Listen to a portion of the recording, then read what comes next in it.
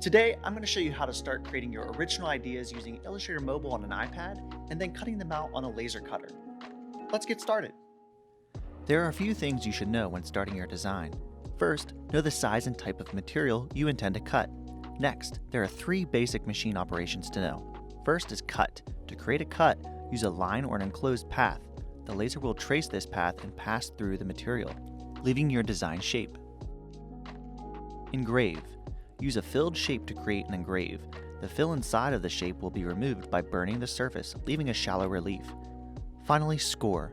A score is really the same as a cut, but the laser is set to a lower intensity, so it doesn't go all the way through. This gives a very similar effect as an engrave, but it is a lot faster and limited to thin linear marks. So when you're creating your design, think cut, engrave, or score.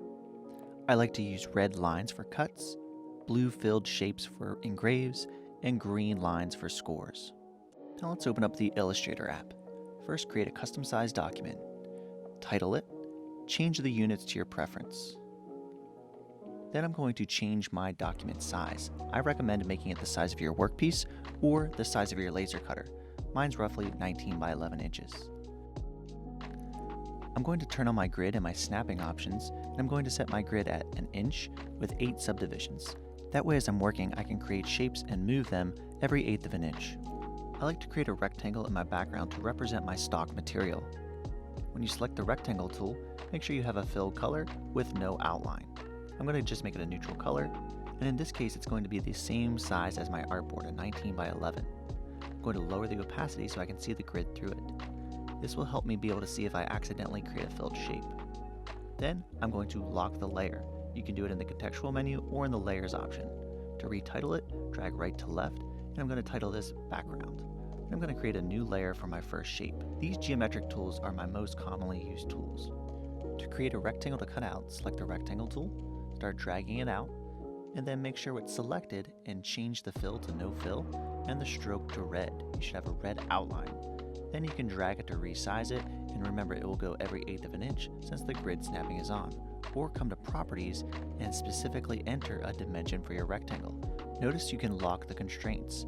This will lock the ratio only when you're typing in the dimensions, not while you're resizing it with the selection tool. To relocate your shapes, you can either type in the XY coordinates or select the shape, and in the contextual menu, drag the move arrows and relocate it by eye. To create more custom shapes, use these geometric tools along with the combine shapes tools. To do this, start by dragging out your shapes and specifying their dimensions. To ensure that they're aligned, I'm going to use the Align feature by selecting both shapes and using the Vertical Alignment tool.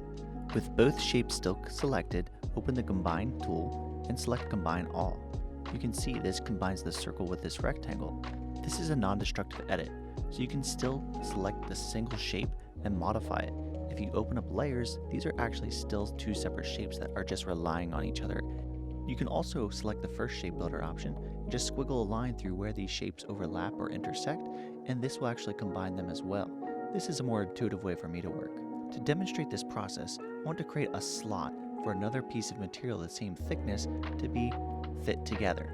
So I'm going to create a rectangle that's 1/8 of an inch for the thickness of my material, and then I have to accommodate for the laser curve. I'm going to position it how far I want it from the bottom of this piece, and then I'm going to use the shape builder tool to select both rectangles, choose my tool, and then squiggle a line in from the outside to remove that part of the path.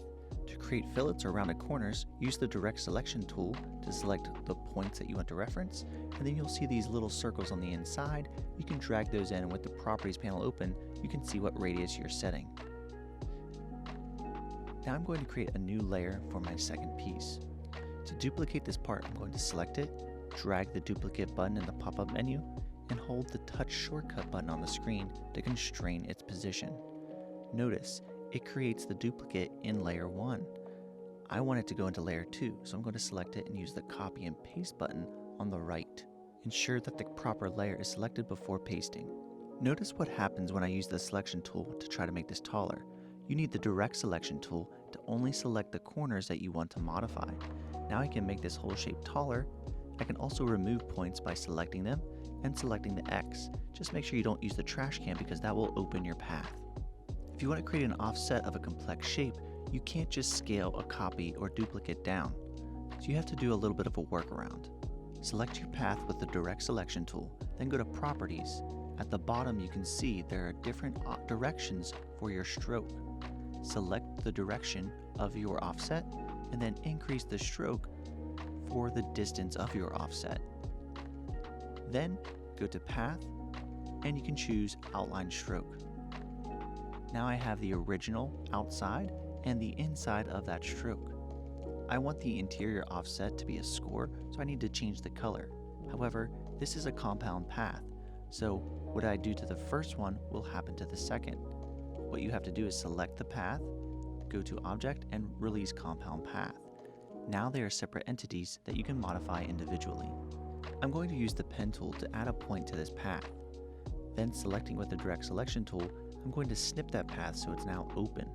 Then I'm going to draw a line to connect it to the horizontal line to continue to modify this scored path. At this point you might notice the lines aren't going where you want them to. Remember, you have that grid snapping on, so it might benefit you to turn this off for this part.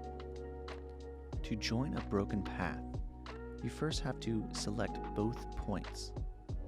Once you have that done, the pop-up menu will appear and you can select this Join option and it will join both points with the most direct path. So I'd advise put the points as close together as possible.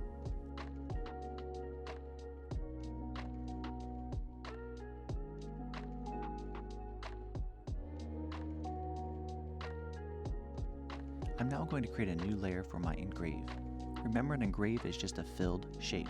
So this could be text, it could be more geometric shapes, it could be original artwork, or a vector that you already have. I'm going to use this silhouette of a dog that is already a vector. A vector is really just a computer file that is made up of shapes, instead of something like a JPEG, which is a raster file made up of pixels. If you want to create your own vector, imagine this as an image. Insert your image here and just make sure it's locked. Then I'm going to open up Properties and lower the opacity. Now when I start tracing over my image, my line will show up with no problem. I would avoid using the brush tool here because really when you use the brush, it's a filled shape. So when you switch it, it actually has two strokes. Instead, use the pencil for free-handed work and change the stroke to a color that's going to show up really well. And then as you can see, it's pretty intuitive when you start tracing an image. It's going to give you a nice clean outline, and when you complete the path, it is an enclosed shape. You can select all the points and choose Simplify Path, and this will lower the amount of points that show up in your pencil tool line drawing. You can even come in with the direct selection tool and select individual points and start moving those around, or click the handles and start dragging those to change the radius of the curve. With that point selected, you can choose this button and it will delete those handles to give you a sharp corner. With some practice, you probably will start preferring the pen tool itself. When you select your points, you can get straight lines, but when you start dragging them, it'll automatically add those handles. You are able to achieve really smooth transitions in the curves and create some really professional looking results. To engrave text, use the Type tool to type out your message, then open Properties to change it to your favorite style, change the size, also adjust the tracking and kerning. It's extremely important that you convert the typeface into a shape, so select it with the selection tool and over to the right, convert type to an outline. This makes each of my letters their own individual shapes. So if you zoom in here, you can see individual points that I could modify and really customize these words. However, I no longer can come back in here and modify what it says without creating more typeface. I'm now going to release the compound path of the letters. This will allow me to really customize the text. I can select individual points of these letters and start to drag these. Now remember, these are shapes. I can combine these and you can see the path is a continuous line through the letters. This works great if you want to cut out shapes that are made out of letters. Just beware, if you're cutting out these letters, the inside islands of those letters will be lost. So you almost have to make it like a stencil font. So I like to just use a simple rectangle and create an overlap to make sure that the inside shapes are continuous to the outside. This next step I'm about to show you is a little bit of advanced. So what I want to do is I want to create an engraved pattern around the engraved shape of the dog. So what I'm going to do first is create a layer mask. This shape will essentially act as a window, so you only see the pattern through this window. The green shape you see here is going to be my layer mask, so any bit of the pattern that sticks out beyond it will be masked out and you will not see it.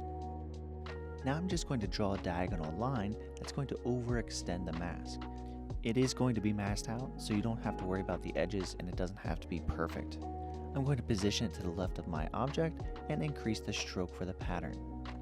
Then using the grid pattern, I'm going to increase the quantity and then I'm going to shrink the window until it looks just about right. Now this is a little clunky, so you just kind of have to play with it and figure it out. Then this is where the magic happens. I'm going to drag my mask shape above the pattern and choose Make Clipping Mask. And there you go. There's so much more you can do with this tool, and this is really just scratching the surface. But the last thing that I would recommend doing is reorganize your shapes so that way they're close together, that way you get the most efficient use of your material. Then at the top, click the share button and you want to make sure you export it as an SVG. Save it to your files and get ready to upload it to the Glowforge laser. Now it's time to upload our design into the Glowforge app. I'm loading my material and you can see a live preview of this Baltic birch plywood on the crumb tray. Click Upload Design and select your SVG file.